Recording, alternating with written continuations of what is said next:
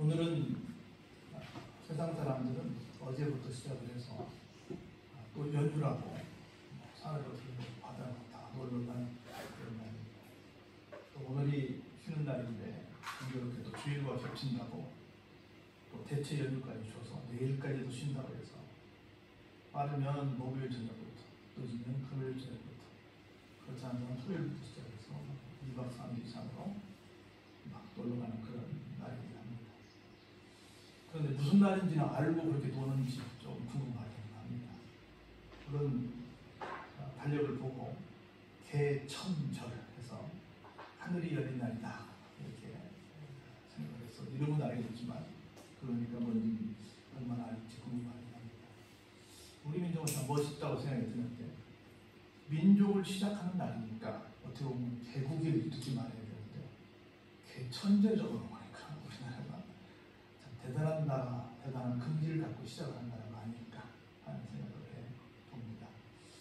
여러분이 잘 아시는 것처럼 기원전이라고 해요. BC, Before Christ 그러는데 기원전 2333년 전에 우리나라가 시작을 했습니다. 지금은 우리가 쓰고 있는 이 연대기는 석입니다. 서양에서 온 거예요. 우리가 달력도 양력을 쓰고 음력을 쓰잖아요. 서양에서 온 것. 태양을 기준으로 한 양력이 있고 우리는 달을 기준으로 했죠. 음력이 있습니다. 그런데 지금 다 혼용하고 있지요. 그래서 2021년 더하기 2333년을 더하면 모두 4354년이 됩니다. 그래서 우리나라가 반만년 유구한 역사를 자랑한다 그렇게 말하는데 아직 5000년은 안 되고 한 700년 조금 안 되는 4354년이 된 나라입니다. 그래서 대단한 나라예요. 큰 열강 속에 끼어 있는데 4000년이 넘는 긴 세월 동안 이렇게 목숨을 부지하고 있는 것은 정말 우리 애국가 가사처럼 하나님이 보호하사 우리나라 만세가 되어서 그런 줄로 믿습니다.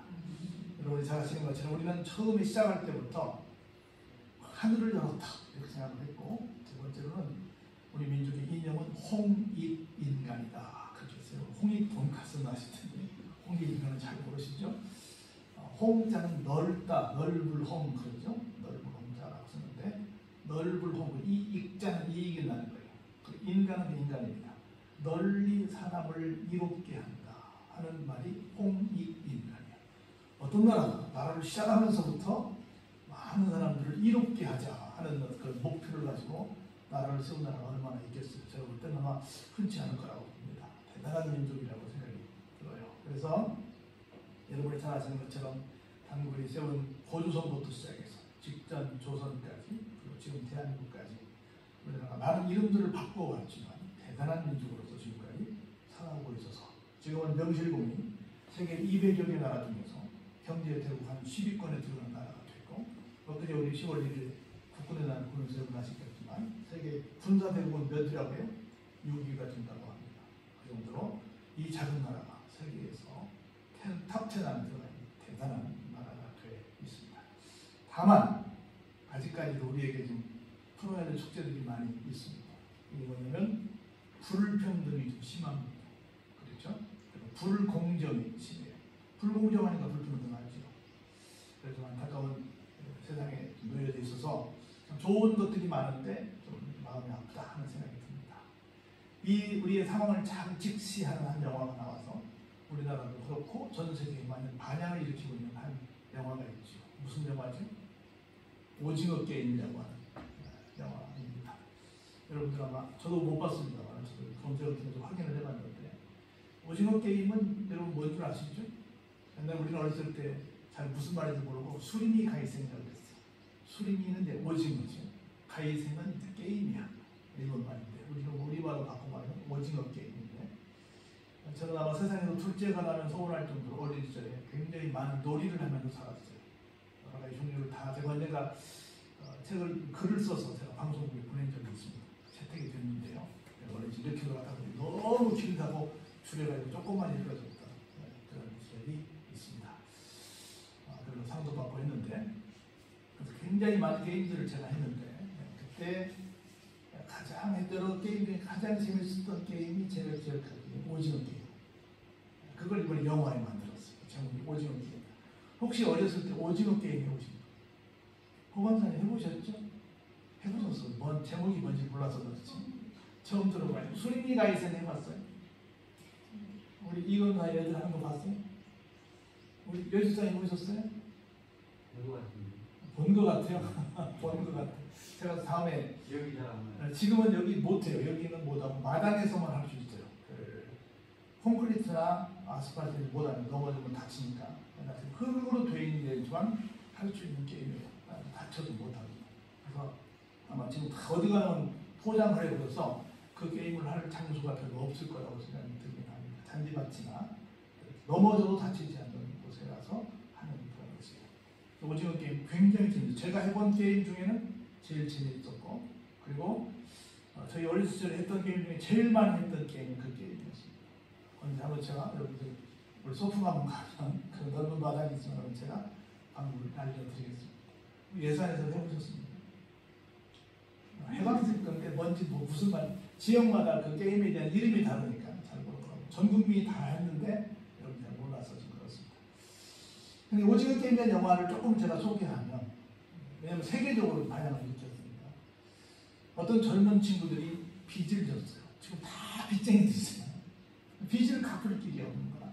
그래서 어떡할까 고민을 하고 빚쟁이랑 쫓겨다니고 하지만 굉장히 여러분 맨날 카드사에서 전화오고 그 빚쟁이들의 그 고통의 날들은 상상할 수 없습니다.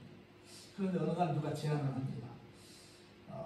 우리가 어떤 게임을 하나 준비했는데 이 게임이 와서 1등을 하면 456억 원이나 준다고 그래요. 빚쟁이들이 이게 게임만 잘해서 이긴다면 이게 큰 돈을 벌 수 있다. 얼마나 좋겠어요.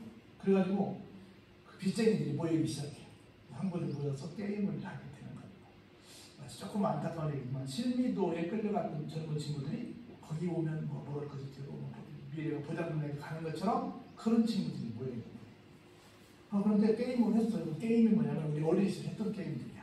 부스치, 뭐 딱지치, 뭐 여러분 벽돌 던지기, 뭐 이렇게 오징어 게임 이런 게임들을 해. 우리 어렸을 때 우리가 했던 우리 5, 60대 이상들이 했던 게임들 거기서 하는 거야. 근데 한 판 게임 할 때마다 지면 죽네. 게임인데 게임은 안 죽잖아. 근데 죽이는 거야. 설벌한 거야. 그리고 마지막에 한 명이 살아남는 사람만 그 456을 가져가는 거야. 그래서 목숨 걸고 이제 게임을 하는 거야. 그 중에 여러 게임들이 있는데 대표적인 게임 이름을 하나 따라서 그 영화 제목을 만든 건데 그게 바로 오징어 게임이야.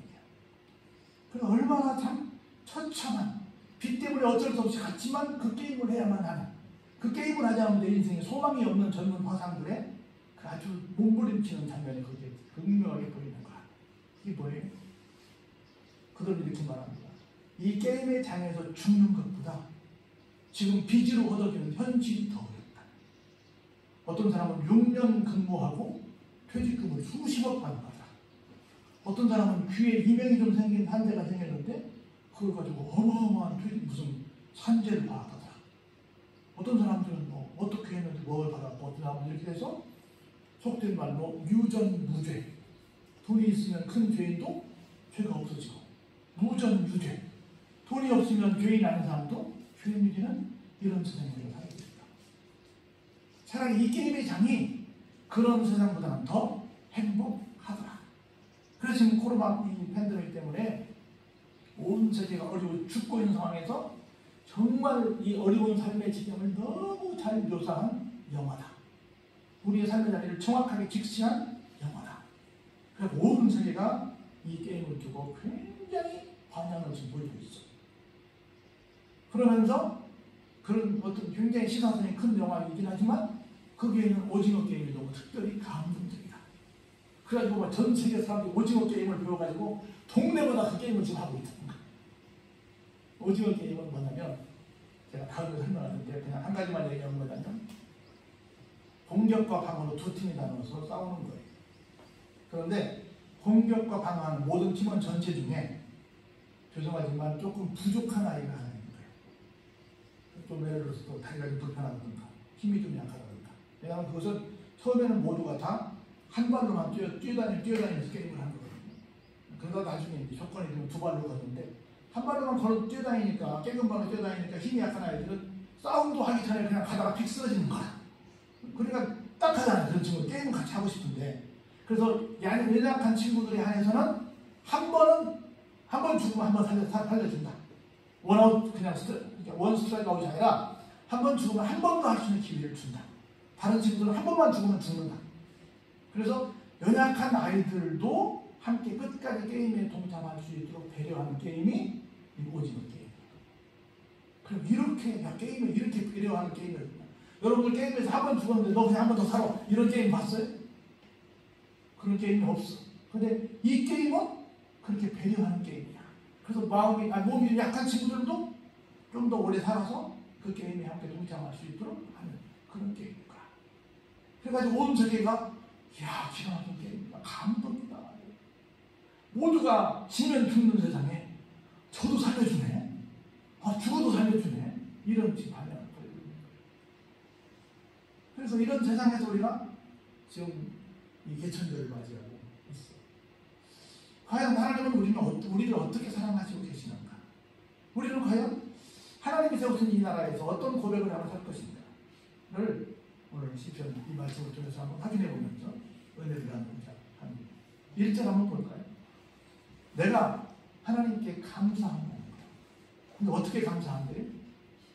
적당히 감사한대요? 반의 마음만 가지고 감사한대요? 전심으로 감사한다. 여러분들 누군가에게 어떤 사랑합니다, 감사합니다 할 때 전심으로 해봤다. 하나님께 전심으로 감사합니다 해봤다.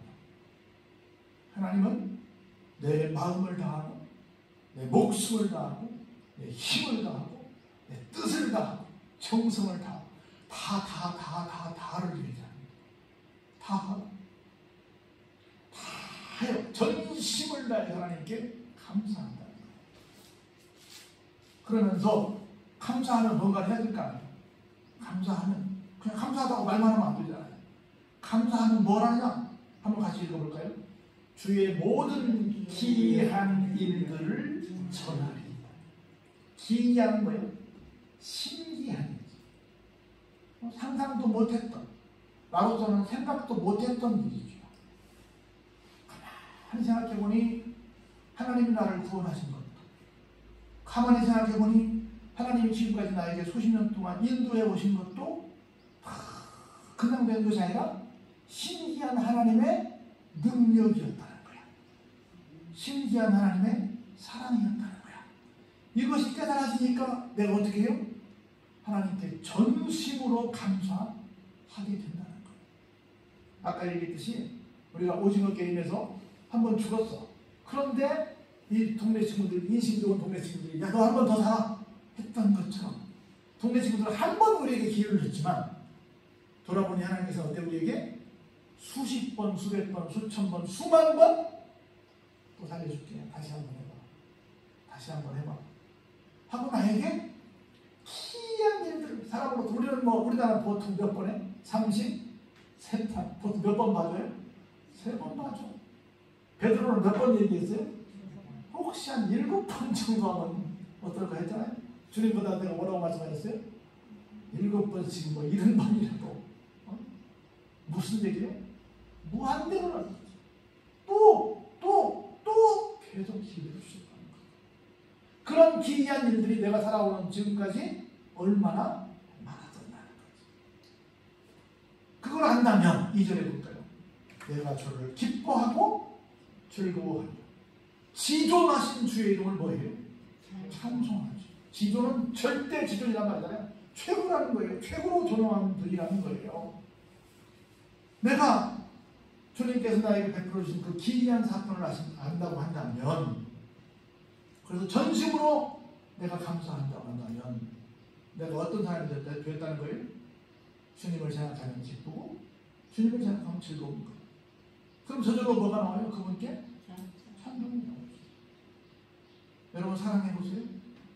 어떤 모습으로 미운 모습이 없는 거예요. 무조건 기쁜 거야. 무조건 즐거운 거야. 그냥 좋은 거야. 그 어떤 가수가 말했던 것처럼 무작정 당신이 좋아요. 이대로 곁에 있어 주세요. 행복이 무엇인지 알 수는 없잖아요. 이 노래 가운데 중간 이런 가사가 있어요. 뭐만은 말아줘요? 이별만은 말아줘요. 내 곁에 있어줘. 무조건 좋은 거야. 무조건 좋은 거야. 어떻게 하면? 내가 전심으로 하나님께 뭐하면? 감사하여. 그러면 기쁘고 즐거움이 있는 거예요. 그럼 뭐가 나와요? 찬송이 나오는 거예요. 그냥 찬송이 나오는 거예요. 그러면서 이렇게 고백합니다. 내 원수들이 물러갈 때 주 앞에서 넘어져 망함입니다. 제가 계속 말했어요. 시편 앞부분은 거의 다윗의 시편, 다윗의 글인데 다윗의 시 가운데 계속 공격당하는 글이었다. 그런데 다윗은 말합니다. 계속해서 내가 하나님께 전심으로 감사하며 하나님이 나에게 기이한 일들을 계속해서 역사에 나가시면 원수들은 어떨 것이다? 물러갈 것이다. 한 길로 왔다 몇 길로 도망간다고요? 7길로 도망갈 것이다. 그래서 주 앞에서 넘어져 어떻게 될 것이다? 망하게 될 것이다. 지금은 굉장히 강한 것처럼 보여서 내가 약해서 내가 망할 것처럼 보이지만 결국 누가 망해요? 원수들이 망해요. 원수들이 망합니다. 걱정하시기 바랍니다. 왜냐하면 보세요. 사절에 주께서 나의 의와 송사를 뭐 하셨어요? 변호하셨어요. 그래서 보좌에 앉아서 어떻게 심판하셨어요? 의롭게 심판하셨어요. 내가 억울한 일 다 하고 있는데 내가 억울하지 않게 나를 유해한 심판을 해 주셨다. 제가 몇 번 여러분께 간증한 적이 있는데 제가 살다 보니까 이런 일로 제가 법정에 선 일이 있었어요. 그런데 정말 내 옆에서 그 사건을 본 것처럼 그 심판관들이 내 편을 들었어요. 그래서 큰 일이 몇 번 있었는데 제가 100% 다 이겼어요. 근데 이긴 것도 아니야. 나는 가서 얘기했어요. 이겨주세요라고 말하지 않고 그냥 사실만 규명해 주세요. 근데 이 사실이 내가 잘못된 걸로 판정이 나면 나는 거기에 승복하고 내 책임을 감당하겠습니다. 근데 내가 생각할 때는 내가 잘못한 것 같지 않아. 그래서 한번 내가 이해할 만한 판결만 내려주세요 그랬더니 목사님 말씀이 맞아요. 목사님이 이겼어요. 목사님이 잘한 거예요. 그래서 나는 법조인이 아닌데 그래도 하는 말이 어떤 변호사가 저한테 그러더라고. 목사님이 변호사 하세요. 그래서 법이라는 게 뭐냐면 물 숫자에 갈것자를 쓰거든요. 물이 가듯이 순리들을 모아놓은 글이 법이에요. 그래서 법 몰라도 돼. 그냥 상식들의 모임이 법이거든요. 상식적으로 이것이 옳은 것 같아. 그러면 그게 옳은 거예요. 그게 법이야. 그럼 오늘날 법이 이상하게 상식적이지 않으니까 사람들이 허탈감에 빠지는 거예요. 진짜 법은 누가 들어도 그럼 그렇게 해야지 라고 하는 것이 법이에요.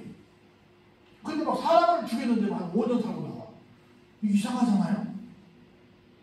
우리나라 법이 여러분 판사하고 너무 이상한 법들이 많은 거예요. 그 상식이 아니야. 그 피해자는 평생 동안 아니 영원히 그 고통 속에 있는데 어떻게 그럴 수가 있냐고. 그건 상식이 아니에요. 누가 봐도 그렇게 죄를 졌어? 그만큼 벌 받은 거 맞지? 이렇게 해야지. 그 사형제도 없애는 건 난 좋다고 봐요. 하나님 앞에 다시 회개할 기회가 없는데. 그러면 적어도 어떻게 해야 돼요? 서양처럼 몇백 년씩 때려야지. 한 300년씩, 400년씩 이렇게 때려야지. 근데 사형제도 없애는 건 그렇다 싶더라도 너무 짧은 세월 동안 살다가 나와서 혼밥하게 살아가니까 다 밀양이 돼버리니까. 영화 밀양처럼 돼버리니까 얼마나 이게 피해자 입장에서는 안타까워요. 가해자만 인권이 있나요? 피해자는 인권이 없나요? 인권이 있으면 같이 있어야지. 양쪽 다 똑같이 있어야지. 그런데 하나님은 그렇게 하지 않으신다는 거예요. 하나님은 의롭게 심판하신다는 거예요. 어떻게 해요? 5절에 볼까요? 이방 나라들을 어떻게 하십니까? 책망하시고 악인을 멸하시고 보세요. 그들의 이름을 어떻게 해요? 영원히 지워버리시고. 이방 나라가 뭐예요? 하나님 안 믿는 사람들이죠. 하나님 안 믿고 자기들 마음대로 사는 사람들이죠. 하나님 안 믿는 모든 사람들은 어떻게 해요? 영원히 그 이름이 지워집니다. 얼마나 끔찍해요. 그리고 보세요. 6절에 원수가 끊어져 영원히 멸망하였사오니 주께서 무너뜨린 성읍들을 어떻게 해요? 기억도 못해요. 기억도 못해요. 여러분들 지금 보세요. 옛날 이스라엘 구약시대 때 보면 이스라엘이 있고 위에 두로와 시돈과 아수르와 그 이쪽에 바벨론과 이쪽에 암몬과 모압과 블레셋과 이쪽에 애굽과 이런 나라들 좀 있잖아요. 성경학자가 그런 이름들을 기억하지 누가 그걸 기억해요? 지금 나라밖에 기억 못하지. 아무리 한때는 잘 나갔던 그들, 애굽이 잘 나갔습니다. 애굽이 무너졌습니다. 그리고 여러분이 아시는 아수르 시대가 오고, 바벨론 시대가 오고, 메데파사 시대가 오고, 아테네 시대가 오고, 로마 시대가 오고, 해가 지지 않는 영국 시대가 오고, 계속해서 패권, 헤게몬이라고 하는 패권을 여러 나라들이 다 날아갔게 됩니다. 다 역사 속에 사라지고 말았습니다. 기억도 못해요. 여러분들 무슨 말인지 잘 모르는 사람도 있어요. 그 무너뜨린 성읍들을 어때요? 기억할 수도 없게 하나님께서 다 지적으로 강하신다. 심판하신다. 어떻게 된다고? 그래서 여호와께서 영원히 앉으시며 심판을 위하여 뭘 준비하셨어요? 우리 잘 아는 백보좌 심판이죠. 보좌를 준비하셨습니다. 하나님이 완벽하게 아닌 건 아니다, 긴 건 지다라고 말씀을 하십니다. 어떻게 해요? 8절에 뭘로 세계를 심판하세요? 공의로 세계를 심판하시죠. 무엇으로 만민에게 판결을 내리세요? 정직으로 만민에게 판결을 내리시죠. 지금은 세상이 막 너무 어지럽습니다. 도대체 어떤 사람이 옳은 사람인지 모르겠습니다. 내년에 우리가 대통령을 뽑아야 되는데 누가 좋은 사람인지 모르겠습니다. 그런데 하나님께서 어떻게 해요? 공의롭게, 정직하게 하나님의 방법대로 또 기가 막힌 인사를 세워서 이 나라를 또 반석 위에 세울 줄로 믿습니다. 그러면 오늘 제가 이것 때문에 여러분에게 말씀 뽑았어요. 9절에 볼까요? 한번 같이 보시죠. 여호와는 압제를 당하는 자의 요새이시요 환난 때의 요새이시로다. 요새는 뭐요? 적이 함부로 쳐들어올 수 없는 안전한 곳을 요새라고 해요. 여호와는 압제를 당하는 자의 요새이십니다. 환난 때의 요새가 되십니다. 우리가 나는 돈도 없고 백도 없고 힘도 없어서 너무나 어려운 일을 많이 당해서 참 내가 어떻게 살아야 될지 모르겠어, 이렇게 하고 좌절하고 절망할 수 있는 상황이 있을 수도 있습니다. 그런데 누가 우리 편이라고요? 하나님이 우리 편이 되신다. 하나님이 우리 편이 되신다. 그래서 보세요. 결론입니다. 얼른 읽어보죠. 여호와여 주의 이름을 아는 자는 어때요? 주를 의지하오니 이는 주를 찾는 자들을 어떻게 하신다고요? 절대로 버리지 아니하시니. 할렐루야.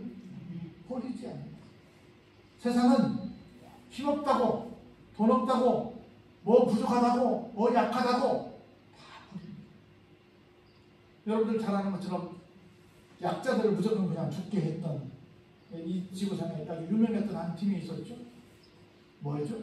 어느 팀, 우리가 강하게 훈련시킨다고 할 때 무슨 어떻게 훈련시킨다고 해요? 스파르타식 훈련이라고 해요. 들어보셨죠? 스파르타. 태어났는데 장애인이야. 그냥 두고 해주게 만들어버립니다. 약하면 다 죽여버립니다. 결국 스파르타가 영원히 승리했습니까? 안 됩니다. 안 돼요. 그래서 하나님을 의지하는 사람들, 하나님을 찾아 하나님을 의지하는 사람들, 그들이 비록 압제자가 되고 압제당하는 자가 되고 그들이 곧 약한 자가 될지라도 하나님만 찾으면 하나님은 절대 어떻게 하지 않으신가? 버리지 아니하신다. 세상이 너무 어려운 뉴스들로 가득 있습니다. 불안합니다. 미래가 괜히 어떻게 될까 많이 염려가 됩니다. 그런데 누구만 찾으면? 하나님만 찾는다. 그럼 어떻게 하면? 하나님만 의지하면 걱정할 일이 없습니다. 할렐루야. 그래서 하나님은 절대로 우리를 버리지 않습니다. 그걸 기억하시고 소망 속에 살아보시기를 바랍니다. 그래서 여러분 마음속에 하나님이 나를 책임지시고 계시는구나, 하나님이 나를 붙들어주시고 계시는구나, 내가 전심으로 하나님께 감사하면서 지금까지 베풀어 주신 은혜에 대해서 어떻게 해요? 기이한 일들을 증거하면서 감사하면, 그리고 늘 그 하나님을 기뻐하고 즐거워하는 삶을 살게 되면, 그들과 내 백성들 찬송에 떠나지 아니하면, 아까 우리 선생님 간증했던 것처럼 매출이 많이 올라갈 때도 굉장히 신나지만 좀 내 마음에 와닿는 찬송이 들려질 때도 굉장히 기뻤다. 오히려 그것이 더 큰 기쁨이었다는 고백처럼 우리의 진짜 감사한 일은, 진짜 참 고백은 이런 고백이 아닐까 하는 생각이 듭니다. 그렇게 여러분의 삶이 하나님 나를 절대로 버리지 않는구나, 이걸 믿고 오늘도 소망 속에 살아가시기를 주의 이름으로